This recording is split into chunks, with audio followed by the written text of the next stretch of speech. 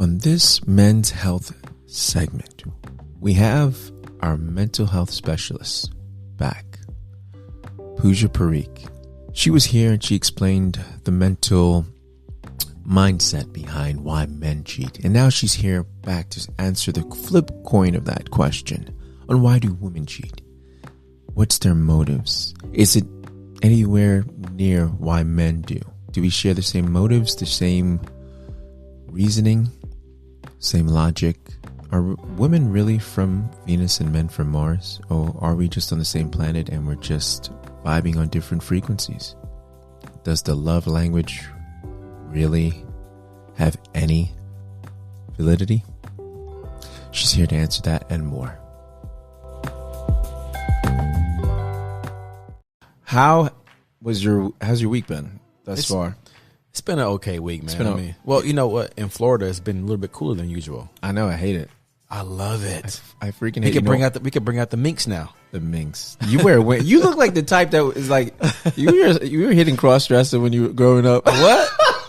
What are you talking about? I'm just kidding. Are you on one today? No, I'm not on one. You on one? I'm on several. You know why? Because I'm excited. What are you excited about? Because you know what? We got degraded last week. Not last week. The last segment we had with men's health. Okay. We got torn apart our reputation, and now it's time for the women because we are equal. We are opportunists here. I don't know if we're equal, bro. You don't know if we're equal? I don't know. We had great feedback.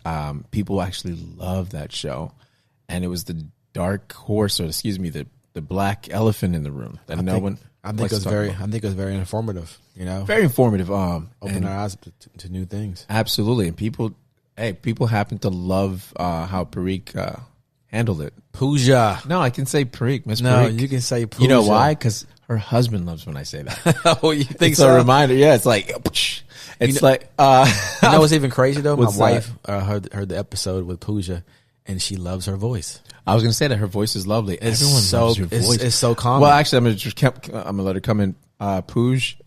Hi, thank you. She said I can call her Puj. Yeah, she did. You can call me Puj. She gave you permission. PTP, whatever you remember. PTP. PTP. Oh, yeah, that's right, because her middle name is, what is it, Raymond? No, let Raymond say it. Trevetti. I knew my boy Raymond had it, for sure. I gotta stop. Hold on. I'm gonna make up a name for you. Yeah, you can make up a name for me. You might need to. I'm gonna call you guys R&R. R&R. That's funny. Double R. Yo, that's Raymond's old. No, that's what I call him and his brother. Yeah, he calls me my twin brother. They're old boy. They're boy band. Boy band. Yeah. It was never called Double R, but yeah. And I'm not going to tell you the name. Like I said, that he's not proud of it. No, I'm proud of the name that we had as a boy band, but I know it can resurface because everything comes in time. So why would I give out that name for someone else to use? You know what I mean? I got you. Like I see potential. I see things happening. Yeah. You know, and you know, exactly. I am. I'm a trademark. But we're not here for you and your brother. We're here for. No, we are here for me and everyone else. No, kidding. Puja, gosh, you messed me up, dude. Thank you, Mrs. Parikh. Don't just call me P. I have some of my kids that I work with just call me Miss P. That sounds, kind of inappropriate for men's health. You put man and we're talking P, it's like, you know what I mean. You know what I mean? Men's health and P just is not. I mean, we're not talking prostate here, but Puja's easy. Puja. All right, and it means it means to worship in Sanskrit. That's an Indian name. Ooh, how about that? Yeah, the whole ritual when you pray. A lot. When you're praying, you're doing a puja. A puja. There you go. It's worship. That explains a lot. Yeah, it does. Yeah. Oh, okay. What does that explain?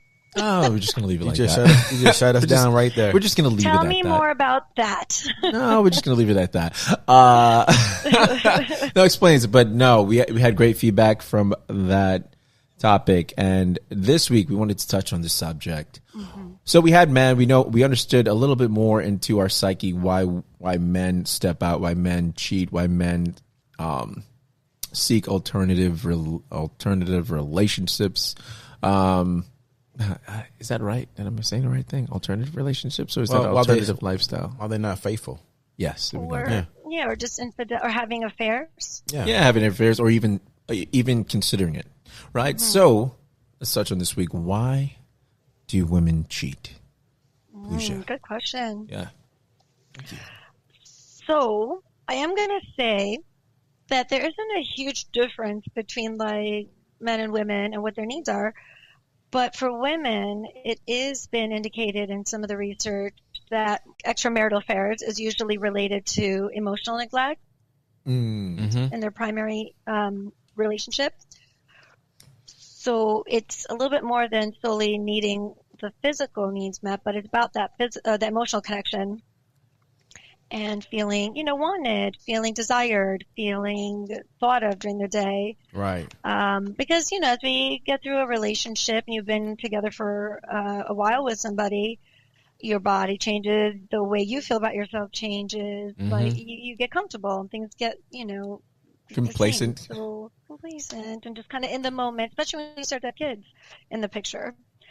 So for women, they found that sometimes it's kind of gaining that sense of self-esteem back about their identity. Somebody outside of being a mother and a wife, they're finding their inner woman. And often, in some cases, anger, like seeking some sort of way to address some betrayal that they felt emotionally from a partner.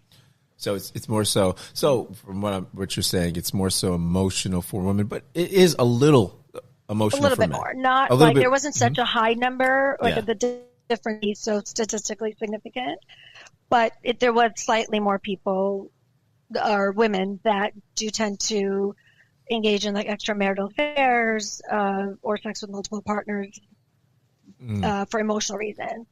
Emotional reasons. What about abuse? Yeah. So I guess that would kind of come out of like anger, seeking that revenge, but also like neglect and abuse sort of just falls into a very different category. So I guess sounds like you're referring to like if a woman's in an abusive relationship with her male partner. No, I was referring to, let's say maybe, like emotional or abuse, verbal abuse. Maybe, what about child abuse when she was younger, or what about, what about, or something in that regard? Yeah, that can absolutely happen. Some reenactment of, if there's a trigger from their past trauma related to sexual abuse, that can certainly lead to some reenactment, which would then come through other men. Because again, they're putting themselves in that situation of being sort of loss of control, putting back that, the trauma situation, the environment, the way it was, seeking a certain type of a male, so maybe someone that's more dominant or dominating or alpha, so to speak. That can be one. ADHD, again, plays a big role because women, too, can have that and get bored. And what else? Well, yeah, definitely to touch on that, because when you mentioned the child abuse or sexual abuse as a child, I remember dating in high school, dating a girl. Her name was Roxanne, which Roxanne. Well, you're saying Roxanne like Sting. I'm singing the other Roxanne, the hip hop version. What was it? Roxanne. Oh. Dum, dum, I want to be your man. Yeah. Yeah, anyway, I don't know that one. You don't know that one? She's from the West Coast. That's why. Nah, bro. From the West Coast. No, but you should know that. It's like a classic. Roxanne. I want to be your man, right? I want to be your man. Wasn't it like that? Yeah. Well, okay. It sounds familiar, but I don't know if I hear it. Probably not your favorite, but we forgive you. But I dated this girl. Thank you. Oh, you're welcome. So I dated her, and I didn't know she had sexual abuse. Her which is really, I found out later, which is really grossed out. But she was sexually abused by her grandfather, and she just had this high sexual appetite, drive. Yeah. But and so she would, cheat, and it would be with anything, boy, girl, different people. Right. And I've noticed with a lot of girls, it's so funny. I don't know if I grew up in a generation that there was more of that than you realized. So it opened up her to, I would say lesbianism? Is that a term? It is a term. Lesbianism, right? Being a I don't know what the correct is. It lesbianism? No, is that the term? I wouldn't say your sexual identification. Yeah, well, she was lesbian. Oh, bisexual. There you go. She was bisexual. You're into men and so she was So she was bisexual. There you go. So she went both ways. So I've noticed a lot of women or a lot of girls at that age. I don't know if it was my generation. There was a lot more of that being done as far as some type of sexual abuse, whether it was from a family member, but they were more so sexually driven. They had a high sex drive, or like you said, wanted hypersexual. Yeah, and so I can see why that would play as an adult, because you hold on to those habits, especially if you haven't sought out after professional therapy or right. Well, that goes back. Do you know how old she was when the abuse happened? Man, from what I mean, I don't want to be called a lie, but I think around, I'd say 8 or something. Ugh. Yeah, it's actually very common for young girls or women in their past have been, or even in the present, to be raped by somebody that they know versus somebody they don't know. And at that age, the brain is developing, and it's so, I guess it's not fully developing. Mm-hmm. So when things like that happen at such a young age, it completely changes your neurobiology. So the connection then gets made that this is how my worth is, my self-esteem is counted. So if I'm wanted and desired by men, then therefore I'm worthy. That's my role. Mm-hmm. And it's the wiring in your brain that gets made that way because it's such a profound experience. I remember hearing about a case study during a course and a seminar, on child sexual abuse. And it was about a young girl, 7 years old, and her stepfather would, always go into her bedroom at night and, rape her essentially. And when asked, why didn't you say something sooner to anybody? And the little girl said, that was the only time he was nice to me. Oh my gosh, that is really sad and sick. Ooh. And so that changes your brain circuitry. I mean, if that's the only time he was nice to her, then that's positive reinforcement, right? To her, that behavior meant, okay, he's going to be nice to me, so it's a good thing. Wow. Otherwise, he would hit her, punish her in very horrible ways. So that became the undesired, thing that she wanted from him. So his other behavior alternative, which is obviously unacceptable, became the norm for her and the more desired reaction from him. That's sad. No, very sad. So that definitely becomes your identity. That becomes how you see yourself. You see yourself. I don't know if the term sex object is right, because you get objectified. Yeah, you're objectified. You see yourself objectified by men, and the only time they're nice to you is when they're making sexual advancement. Right. Yeah. So that would definitely play an infidelity in a marriage where you get a husband, he's paying attention to you, and then all of a sudden, time goes by and the honeymoon phase fades, and all of a sudden now your neighbor or someone's paying attention to you, giving you that high, or someone in the grocery store or whatnot, and then you reactivate that, I guess that feeling. Yeah, I guess that feeling. Being wanted, or this person wants me, needs me. Your brain has trained itself to react to that, right? Yeah. So you're gonna take it. That goes back not always, but in some cases. That goes back to what you said our last session, when you said, if you never heal from what hurt you, you'll bleed on people who didn't cut you. Yeah, that's what I wrote. That's what I wrote. Yep. Yeah. That's what I wrote that day in the stall.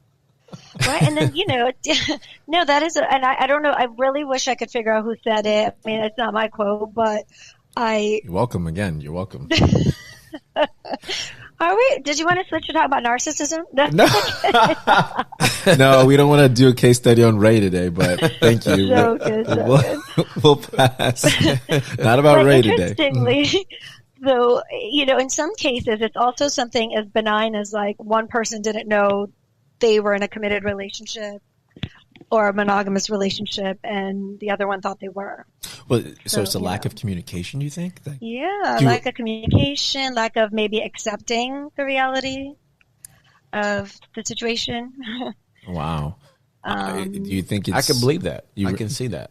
You think because of just how our society is, where it's less communication happening and everyone just assumes? Yeah. I mean, I think, I'm the OG of the millennial generation, I guess. Get a dog, get it. Yeah. I'm the year that they would consider you a millennial. Mm-hmm. But, I think back then, you used to you go out, the boy asks you out, or vice versa. And people actually go on dates, and it's like, will you be my girlfriend? Will you be my boyfriend? Now I've worked with 16-year-olds, and what I asked is they laugh at me. They're like, what are you talking about? Nobody asks if you're going to be their girlfriend. We just sort of hang out, hook up, and that's how it goes. That's crazy. And it's the craziest thing. The hookup word is crazy. Yeah. And it's normal. It's normalcy. It's normalcy. Yeah. Because, they don't have to communicate now. They can just text through the phone and say, hey, right. There's no communication. All these apps. Yeah, exactly. And there's no communication. So here we go. So basically it's just you're being in the room with, what is this generation again? My kid said, is it ZY or YZ? What is this generation now? Now we're on Gen X or something. Gen X or something like that. Mm-hmm. Yeah. So, and they're proud of it. I'm like, oh, so they could be in the same car and stuff and not communicate with each other. They'd rather be on their phones communicating with whoever else on social media, that whatever the case may be. So just imagine these relationships that, it's like, hey, I don't even know how they do. They have acronyms. Everything's short. Everything's short written. It's everything is short and quick. And even the relationships are short and quick. It's almost like it's almost like a foreshadowing of the relationship. It's actually kind of sad because it's really shallow. No, it is very shallow. It's really shallow, in my opinion. I think it's shallow. I think there's no real connection. I think there's no real understanding of what love is about. I think it's thrown around like it's some kind of party word. But it's turned around. It's thrown around like it's a fad. Almost like it's the word of the season. Okay, you like someone, you love them. They love real quick. They do everything real quick. It's a fast lane life. They go through as far as teenagers, and I don't know what the statistics are as far as transmitted diseases, but I know it's high up there because they're moving at this crazy rate, and they're not much faster. Yeah, than we ever did. They're not even taking any precaution. Right. Damn, I so many schools can't even talk about it. People are like, oh no, I don't want to talk about it. It's sex education, but then it doesn't mean that the kids are not having sex. Oh yeah, exactly. That's very true. It's this whole culture of instant gratification and movies where it glorifies that popular boy, and the nerdy girl wanting to fit in, or vice versa. Mm-hmm. It's just a very false narrative that it develops, that if you're not like this, then your life sucks. Oh, absolutely. And you can't even communicate. I mean, they don't even know how to communicate. No. I remember having just social skills from, for instance, you're with an adult, you go visit your grandparents, and you have to sit there and socialize with your grandparents and talk to them, ask them how, and these bring up social skills. This is practice for the real world. They don't have that. So they communicate so much on their phone that when they're in front of someone, it's an awkward situation. Are you speaking about my kids? No, not your kids. I'm talking about my kids. You know what I mean? I remember the other day when they came over. I know, right? No, I haven't met Ray's kids yet. He sent me a pic. He just sent me a pic. Ray got kids, man. But let me explain. Well, who has the daughters? Ray, do you do or Reggie? I'm so sorry. Ray has got daughters, 15 and 18, right? No, I got. Oh, that's mine. Damn, girl, you got a good memory. No, Ray's got daughters. I remember. Send me a picture. He's looking at me. He's gonna kill me. No, I'm not. It's okay. He's lying. I can feel your energy, bro. I can read you. But I'm not even going to put this on air, but this is hilarious. So anytime you say,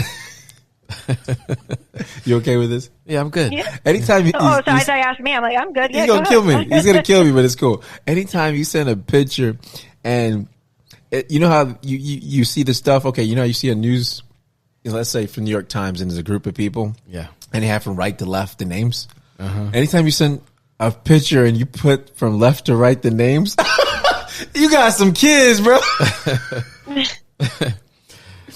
Well, see, what he's getting at is that, so Kara, my wife, and I are both divorced, right? So we got back together. We got together, and she had kids, and I have kids. Aww. So she's got some adopted kids, and she has biological kids.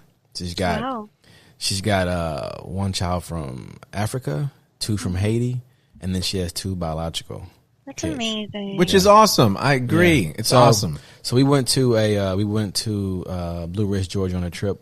We took a picture, and we were missing one kid, but we took one of the girls' boyfriend. So I sent Reggie a picture of us because I talk about the family so much. He doesn't have an idea of he knows a few of them, but he doesn't know everyone. So I took a picture. Yeah. I sent him a picture of everyone, so he has an idea of who I'm talking about. And I went like in a caption, if you're watching a newspaper or something like that. Yes, exactly. That's what I said. I put down the names and I put down from left to right. Yes. Each person, and it was kind of long. You know? That's what I just said. That's exactly what I just said. She needed like a little bit of history on what's going on. Okay, yeah, cool. That's wonderful. Yeah, I need a context. Thank you for that. Exactly. Yeah, yo, thank you. Yeah, thank you for that.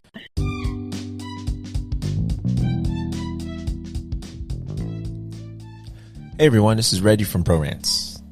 And if you haven't heard about Anchor by now, where have you been? No, seriously. It is the easiest way to make a podcast, and let me explain why. It's free. I mean, completely free. There are creation tools that allow you to record and edit your podcast from your phone or your computer.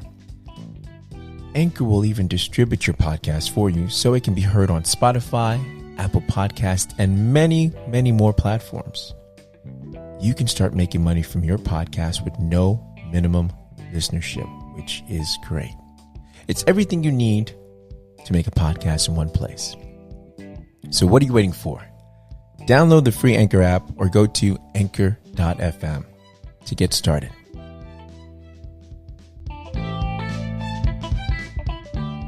So back to why women cheat. Yeah. We're going back to that. I'm leaving that out of the show. It's not even going to be in the show, bro. It was just for Puja. It was for Puja. It was for me. Okay, thank you. Yeah. But yeah, no, to just to kind of like touch back on that, well, when we talked about why men cheat, the study that I had used from the Journal of Sex, which was done via University of Maryland, was that, men tend to be motivated more by sexual desire, variety, situational forces like, being away on vacation, work trips, things like that. Women were more primarily likely to be motivated by neglect. So we're looking at, emotional neglect or sexual neglect. You're not, paying attention, not really paying attention if she's staying at home and taking care of the entire household. It's not getting appreciated.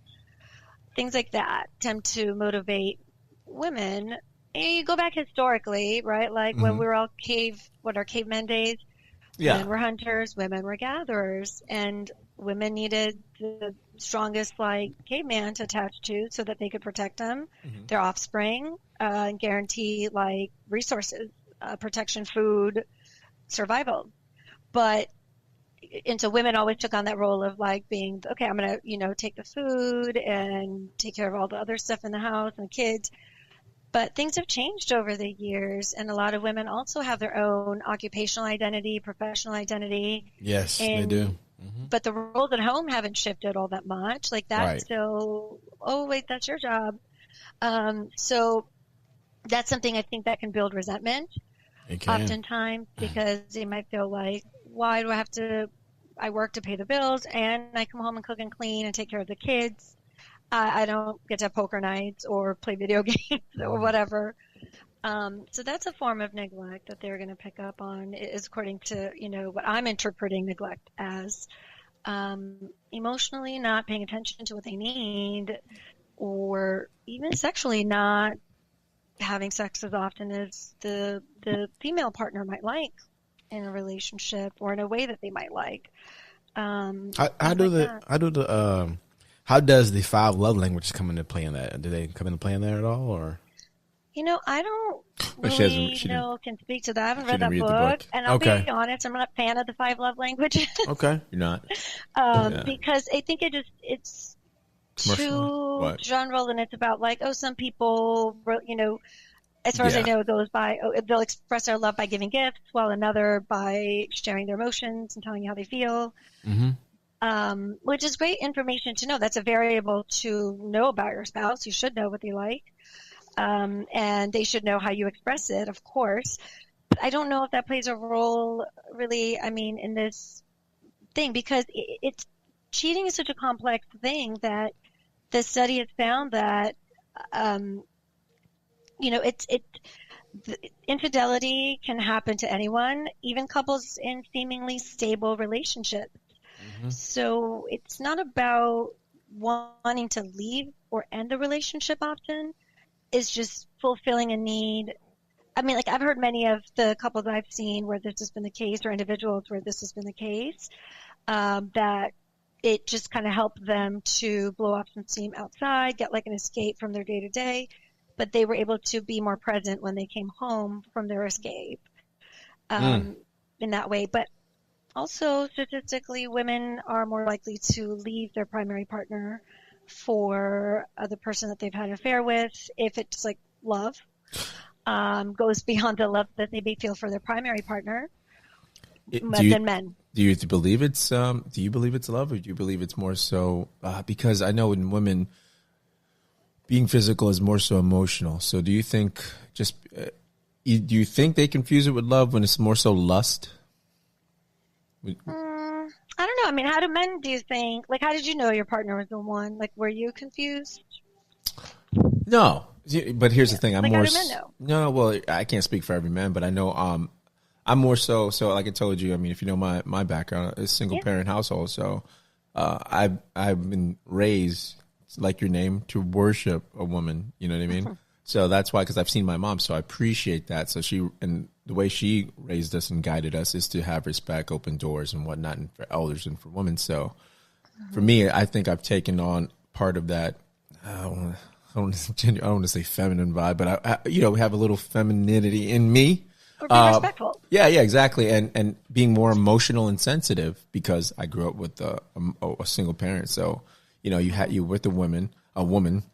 So you pick up on their energy, and you pick up on their habits in a sense. No, I don't snap my fingers or nothing like that, but when I get angry, but so that makes me more sensitive and more understanding, more empathetic to a person, to a woman. So I go off the need. So that's what I'm saying. I can't relate to every man, but with my partner, I it was off of that. You know what I mean? So maybe I'm a hopeless romantic, so I don't know. So I could play that. Yeah. Well, she's very lucky. Well, thank you. Yeah, there are many people who. This guy. We should have Carol on here. Be like, so what do you use? Yeah, we should definitely have Carol on there. Definitely have Carol on. You know what I was thinking? We're gonna have Carol on here. Remember? Yeah, we are. We're gonna have couples night out. Yeah. Oh. We have the women. We have both wives on here, and we're just gonna. How well you know your mate, kind of type of deal. It'd be cool. Yeah, it's really cool. I think so. Ray just keeps avoiding the date, so I don't know. What else are you avoiding there, huh? I know, right? He's like, no. I'm like, yo, I'm like, you talked to your wife yet about this? Yeah. Okay, what'd she say? Crickets. And he's like, oh, how about them Lakers? Okay. So it's just hormonal too. Some women sexually hit their peak in their 30s, whereas men are in their late teens, 20s when they hit their peak. See, I keep hearing that. I keep hearing when they hit menopause and it spikes back up. So when you say when you say they hit their sexual peak, it's define that for a man listening to the show. What the hell does mean that she hit her sexual peak? Did she stop wanting to be adventurous in the bedroom? Does it mean she's not going to take up pole dancing lessons or workouts? Or you know what I mean? Like generally, like, define that for us. Sure. So there's so many different aspects to this. I mean, not many women don't hit menopause at like 30, but I think as you get a little bit over your 30s, closer to your 40s, the biological clock is like ticking. So you are in this urge to like procreate because like you could pretty soon not be able to, although that is not always true these days. Many women can reproduce into their 40s. I mean, that's not unheard of, and until they're, regularly menstruating. But the hormones will spike because biologically, right, that is their time to conceive before they may not be fertile as much. So that's one biological basis for why like many women hit their sexual peak in their like 30s or their like mid to late, where they want more sex or they want different types of sex. Whereas men tend to, in their like late teens or teen years, 20s, are sort of very on the prowl, because at that time their stamina levels are different. They're younger, so their offspring are going to be better taken care of. Because women that are younger, right, like they're able to have less sexual dysfunction in terms of, biologically being able to be ready to have sex. It's more quicker. And then that hormone peaks again back in, I think, the 30s to closer to 40 or whenever you're getting closer to like menopause, because you're, this is your time. This is when you're fertile. So there's a huge biological component for our sex drive. It's for our survival of the species, but also it's just sort of also depends on what each individual is not getting in their relationship, what their history is, what their emotional traumas are. Things like that play a role. But again, infidelity, it doesn't always mean that that relationship is unhealthy or they are, on the brink of divorce. It could just indicate that there's some things that people need, maybe an adrenaline rush. Some people like that secret. But I don't know if you guys ever saw that show. I'm blanking on her name right now, but she was married to the housewife, not the Real Housewives, but that actual show on ABC. Desperate Housewives? Yes, that Eva one. Longoria? Eva Longoria, yeah. And like Tony her Parker? character. Oh, you're talking about real? Yeah. Oh, you're talking about her actual? But on the show. Oh, her show. Okay. Ooh, her character was like married to this rich guy who was really providing for her in every way. Oh, and she kept cheating with the lawn guy and everything, the pool boy? Yeah, right. Oh. Because it was just like a new thing to, she needed a thrill in her life. He was away a lot. He wasn't always in the mood, things like that. Mm-hmm. And she was like this younger, hot, like housewife. So she was always looked at and, thought of as a sexual object, and she liked it. So to be admired. Right. That's her identity. And then, of course, it shifts later on in the show, where she became the breadwinner and things changed. But initially, so it's sort of like that. Do you think it was a play of empowerment? It made her feel more powered, more empowered and feel like she had the authority, not just over the household, because he was a breadwinner, but, she was just lack of a better term, desperate housewife. Well, she sounded like she was excited. No, but she was just a trophy wife. So basically, she had from the show, what I remember, she didn't have any attributes that could contribute to the household because she was a trophy wife. She still had feelings, though. No, but I'm saying, do you think the affair think because she didn't financially contribute, like financially, or she didn't feel any control, like he controlled the credit cards and everything? That was her way of empowerment. Like, okay, so I have this pool boy that's younger. And whatever, garden boy. Revenge, working out, passive aggressively. Yeah. I'm not happy with you, so this is where I have my powers, my womanhood, and I'm going to control that and be in charge of that. Yeah, look at psychoanalyzing the damn Desperate Housewives. I know, right? That's like a classic example where that neglect plays a role, right? So there's that. But yeah. Oh, go ahead. Sorry. Oh no, you're good. I was going to say, are there any particular signs that your spouse, your female spouse, is cheating or debating on cheating? Are there red flags a husband or boyfriend should look out for? Let's see. Yeah, I mean, I think this can go both ways, right? Like if there's a different way that they prefer sex all of a sudden, or there's like new things that they're doing. Whoa. So that you may not have don't talked speed about. through it. No, don't speed through it. No, listen. No. Yo, don't speed through stuff. She was like, You're like, this is the important stuff, right? I don't want to yeah, I'm saying, no, if you're touching on points, I want to understand your point. So if they start saying, let's try something different, it can't just be organic and innocent. It has to be, I'm with the pool boy. And so if she wants something new and exciting, you got to be watching out for that? No. She was saying that. That's what she just said. Okay. I didn't say that. I said that if all of a sudden she wants to try a new position or something. Things are, right. Or things like, are differently done for you. Yeah. There's a change in the way that she's dressing. Is she looking more attractive daily? Is she putting herself together more than she used to a little while ago? Is she more excited these days? Is she planning, more things outside of the home, or trying to be like, oh, I'm going to go do this, but something they didn't do before? Okay. Yeah. So like differences in the routine. Okay. So routine, patterns, appearance. Maybe things that they're trying out in bed without kind of maybe it being something that has come up with you guys before. Gotcha. Because it's worked and with the other partner, but that's also not very. We didn't address this for men, so I want to be equal opportunity here. Oh no, we're definitely being equal right now. No, we had that time.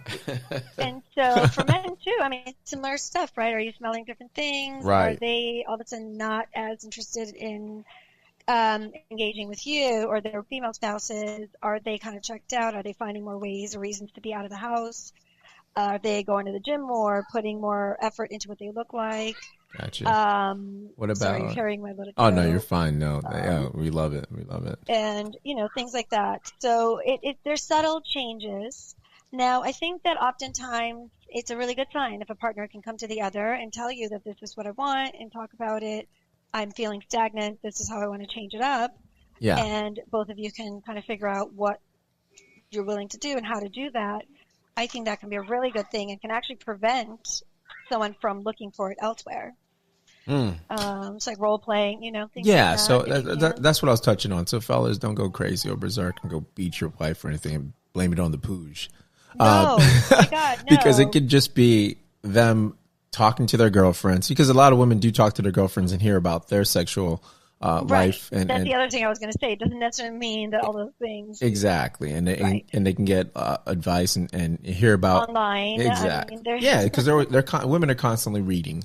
So how do you enhance your communication though with your if you're going through that problem? I don't think we want to touch on that today. You want to say that for the? Yeah, right. I don't think so. I'm sorry. I was just. I know you're into. We're going to touch on that in the third segment. Gotcha. Yeah. But again, let me just reiterate that if all of a sudden your boyfriend or husband starts to dress nicely, looking better, doesn't necessarily mean that they're cheating. They might be doing it for you, or themselves. Or for themselves. It's just a way to feel good too for yourself and for women. Like I know. During COVID right now, it's hard, right? Like we can work in our PJs if you want, but I still like to get up and get dressed like I'm going to my office. I'm going to see someone in person because it helps me get ready for the day and feel good and put my positive energy out there about what I want to accomplish. Yeah. I mean, and if your husband says, damn it, Pooch, why are you dressing all up in this damn house all of a sudden? Who you dressing? He's lost his damn mind. No, and he would, right? He's always like, oh, you look nice today. I'm like, don't I always? Are you saying I look ugly otherwise? Gosh, it's funny. and then you get that, right? It's like men can't win or women can't win, depends. But if a woman's just like, getting dressed, losing weight, it could be for herself to feel better. What if their vernacular? What if their vernacular starts changing? Like all of a sudden you guys spend all your time together and let's say they start using terminologies and stuff that it's not regular.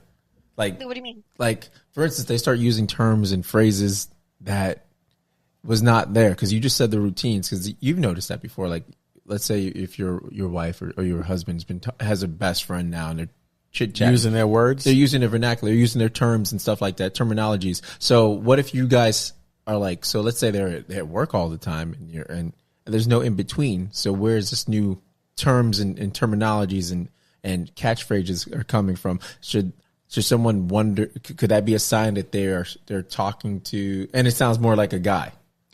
You know what I mean? Excuse me. It doesn't sound like, hey girl, get your hair did or something like, it sounds more like something that men would say. You know what I mean? That could be that they're having a friendship outside of the relationship because they're using terminologies and things like that you normally wouldn't use, and there's no space for that. Maybe. I mean, but look, if you see someone truly as a friend, whether it's a female friend, if you're a man or vice versa, then it really shouldn't be an issue to be able to tell your spouse about, hey, I met this coworker that we really clicked when we have this meeting, and we do connect here and there on Slack or whatever through text, and I just want you to just talk about that, normalize that person in your life, because if you hide it, then that looks weird and that looks strange. It does. And that's where it's like, when you find out. Why would you just tell me that that's my friend now? It does, but in a way, this man, it's so weird. It's so such a touchy subject because there's so much alternative motives these days. You don't know, like, the saying, men can't really be friends with women. You know what I mean? Because there's always that underlying attraction. Because this goes to trust. It goes to trust, but trust it's all and understanding your partner. Yeah, but let's just be real. Like, if we're being real, we are visual people, and we know what we like. So we don't see someone and say, you know what? Let me close my eyes and let me find the ugliest person to be a bestie with. No, you know what I mean? We are attracted to the person and we're drawn to them. And then we find out whether it's going to be, see what it's going to be a friendship or if where it goes from there.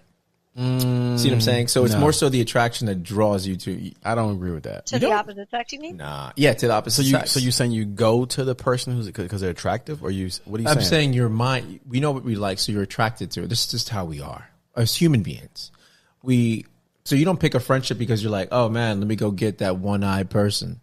Oh my god, you know what I mean? Let me go get the gimp. No, you don't. I'm just saying, like, being real. You don't say, damn, let me go get the amputee and be. No, you don't, because your mind we look at things and we're attracted to things. I'm just being real. That's it sounds shallow, but it's legit. If we're being legit on this show and being 100%, it's facts, bro. Are you saying that you will only befriend a girl because she's good looking? No, I'm not saying. I'm saying I'm generalizing it as far as man or woman. Okay, a woman sees this and okay, so you're at the store. We're made up that way. We are indoctrinated by society that. We see a shirt we like, we see a store, we go to that store. Everything's marketing. So we look at things and we're attracted to Yeah, exactly. Everything's branded. Yeah, exactly. So visually we see a person and we're like, oh, I'm intrigued by that person. Even if it's innocent, I'm intrigued by that. Oh, the blouse that person's wearing. Oh, wow. The outfit. Oh, I like the style. Oh, I want to get to know that person. So it kind of builds up into this momentum in a sense, and then we go up to the person. If the person gives you eye contact, and all of a sudden you're talking to the person, depending on how brave you are. I'm just saying we're not there's no way a friendship is just built on friend. I'm going to be, hey, friend. No, they had an alternative. The reason they sought after that person is because they had something else in their mind. Whether I want to know because they're beautiful. I don't agree with that. You don't? Yeah. No. Because what about your guy friends? Are you like attracted to them that way? No, I'm talking about the opposite sex. Don't duck it up. About the opposite sex. You're saying friendship. Yeah. Let me just say this about me. So platonically, right? Yeah, exactly. But I like I said, you guys can say what you want. When I meet people, it's based on like the situation or circumstance. It's not based on the visual most of the time. I can tell you that for a fact. It's not always like that for me personally. So it's just based on situations. There's also like for a lot of people, like they may not be that attractive to you right away, but if you work with this person and you see them on an ongoing basis, or you're part of some group where you see this person, you like their personality, they make you laugh, or maybe they start to really connect on the same values. You see past all the flaws. You see the person. Connect at a different level. Absolutely. And that makes them more attractive to you. Yeah, absolutely. I agree. So it's a very abstract concept. That's something you didn't see coming. But I'm saying the majority of the friendships that you start, I think, is visually. So like Shallow Reggie over here, he's talking about. I'm shallow. I told you that. I got a deep part and I'm shallow. There's a movie about you called Shallow Hell, by the way. geez. Oh, I saw that. That was a good one. But So you would never go up to like a woman you found attractive at a grocery store and be like, "Hey, girl, what's your name?" Because that would obviously not be for friendship. Well, exactly. Well, here's the thing. I'm just saying, as a single person or whatever the case may be, if you want to, you're not. I just think you're attracted to what you're attracted to. So basically, you're drawn to. Okay, hey, I think it starts off as wanting to be something more, and then it turns out to be a friend because. Hey, you're in a relationship. See, exactly. Oh, you're in a relationship. Okay, let's be friends. And that's not the initial reason why you stepped up to that person. Right, but also accepting the friendship is not the reason. You're just going to be like, "Oh, okay, cool," but secretly hoping. Well, that's what guys. What a lot of guys do. And let's be real. That's what a lot of guys. You even spoke from experience. You said, last time we spoke to you, you said you've had things where guys took things out of contact and you had end of friendship. Oh, of course, yeah. But that's what I'm saying. See, because they come off as not a pale horse, but a Trojan horse disguised as, oh yeah, you're a thing. No, that's cool. Let's be friends. But that's not their initial reason for stepping up to you or wanting to get to know you. That's probably just them, not per se. You're speaking in general for all people, right? I'm not speaking for all people. If I generalize it, it'd be a majority. It would be a majority, I would say. I'm sorry. Your experience? No, I think you're right. I mean, in that case, right, a lot of people, before maybe you have a lot of friends of the opposite sex, but once you get a relationship, you prioritize that relationship, and that partner may not like some of the friends that you have of your opposite sex. And so ultimately, you kind of just stop spending as much time if you value the relationship. But now, this is tricky because if you truly have a friendship and it's platonic and there's no threat of like anything being more than just that, then it's not fair for you to have to end a relationship with a friend just because it's a guy and or a girl and your girlfriend doesn't like it or your boyfriend doesnent like the fact that you guys are close. That happened to me years ago, like when it could happen. A long time ago. That kind of happened to me. Yeah, where I had a good friend of mine. We were really close. Yeah, and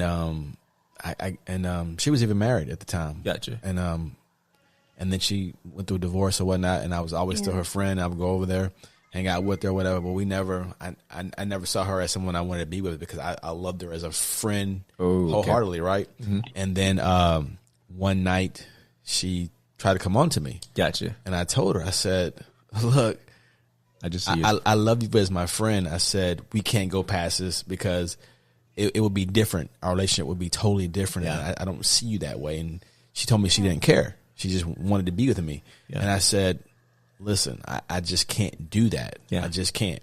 And so she kept trying to do something with me. And so I had to leave. And I left. And I never talked to her again. Were you in a relationship at the time or no? No. Okay.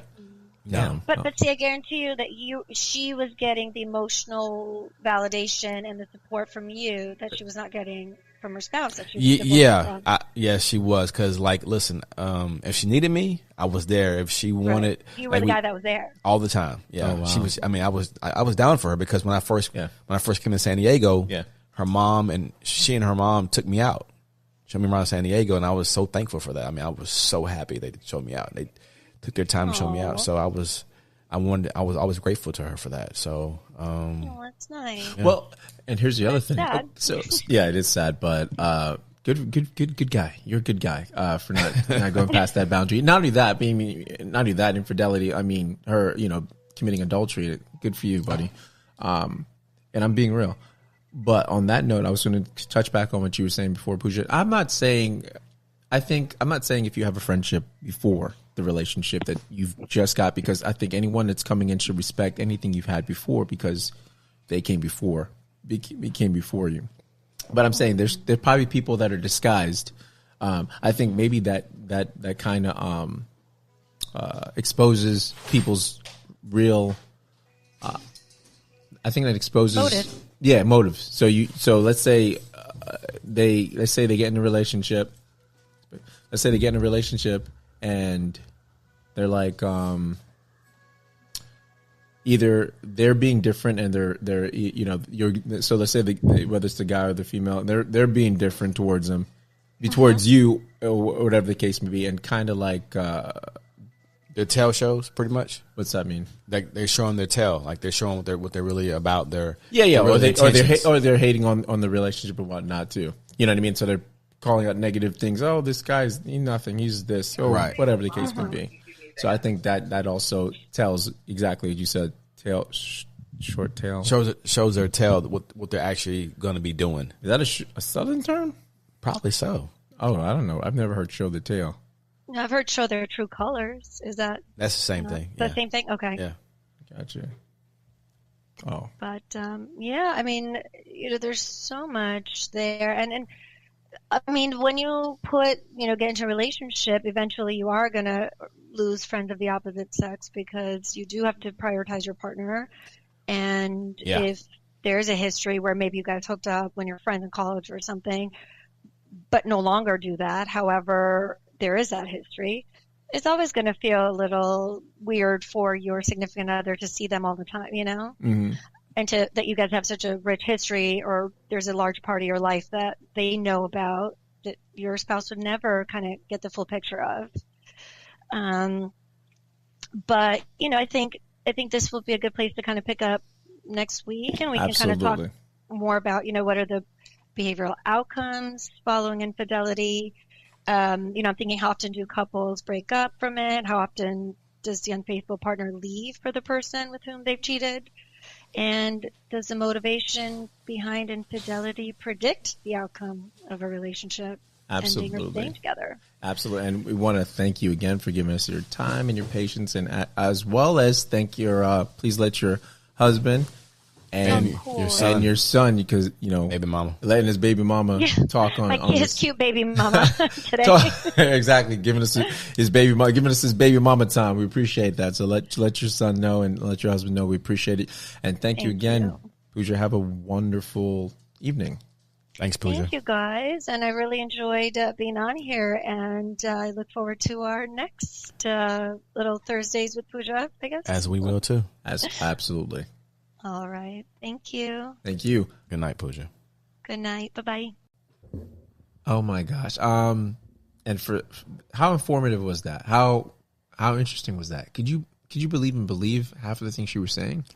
I cannot, but I want to say this, that Puja definitely helps us out a lot. I mean, she definitely knows her stuff about women, relationships. Definitely informed there. What I like about her, the way she brings the information, she just brings it on a real down to earth layman terms, and she doesn't, like I said, she doesn't identify herself above what she's talking about. She doesn't overtalk. She doesn't overtalk us. Yeah, she doesn't overtalk. She doesn't sound overly intelligent. She is intelligent, but she doesn't wave that as a trophy in front of us. Right. She doesn't throw out the labels and the name tags and the titles and I'm doctor or I'm, so. Or I'm licensed in this and whatnot. And she's very, like I said, the laid back term. And she talks to us as if we're just friends. Yeah. And that makes it so much better to be, to be able to talk to someone and you feel like you're like not being talked down to. Yeah. You're being talked with. Yeah. And she's holding your hand. Yeah. I definitely felt that a lot of points that she brought up and everything, as far as just even abuse playing a part in a woman being very overly sexualized and right playing that part, playing like, so basically, man, this all falls and stems from a lot of mental health. And it always goes back to that, doesn't it? Always does, man, because we all need help. We all need some type of help and seek help, but we try to cover things up and something will trigger it. Like whether it's pent up anger. It could, the thing about mental health is that we try to overlook it no matter what, but it's right in our face all the time. Yeah. It's right in our face all the time. And it's so evident in everything and pretty much all conversations, if you really think about it. Yeah, mental health is becoming the new thing, which should have been the old thing, because it's always been there. It's just been disguised as something else. It's been hidden with alcoholism. It's been hidden with drug addiction. It's been covered up. Everyone thinks that it's people are choosing this addictive path, but it's just basically using something to mask something that's deeper beneath the surface. And until we raise our hand and say, hey, I don't feel good, I have a problem, a lot of things are going to continue to mask itself into other elements and ailments like addiction and drug abuse and domestic abuse. You're going to, and losing your job and depression. All of this stems from mental. Yeah, exactly. Absolute mental, man. I agree with you wholeheartedly. Absolutely. So, guys, I hope you guys enjoyed the show, part 2, but there is a part 3. There will be. You know why? Because there's no good movie that has a sequel that doesn't have a... Is it a trequel? No, it's not a trequel. Trilogy. Thank God. There you go. God damn. Thank you, Ray. Ray is just the mind. You know what I mean? It's so... You know how hard it is just to talk off the damn... Dome, dude. It's just crazy. People don't realize that, but it's easy when you're having a conversation. Put a mic in front of you, and all of a sudden you second guess. You have... Imagine you're rapping. Yeah, exactly, right? You're like, God, I got to make sure everything sounds perfect. Got to sound so and so forth. I got to use this. Got to make sure I'm enunciating and pronunciation and dictation. Yeah. All that plays a part in what you do. But anyway, so you guys got to stay true for the trilogy. You do. Say okay. Anyway, other than that, guys, see you on Friday for our movie reviews. This has been Reg. This is Ray. Did you say fun? No, I was going to say great. Yo, we got to work on this damn bad boy thing, bro. Gosh, damn it. Look, I'm just kidding. So this has been great. No, it's been Ray. Gosh, damn it, Ray. This is so much fun. Oh, shit. Bad boy for life. Here we go. Yo, so, okay. Take 3.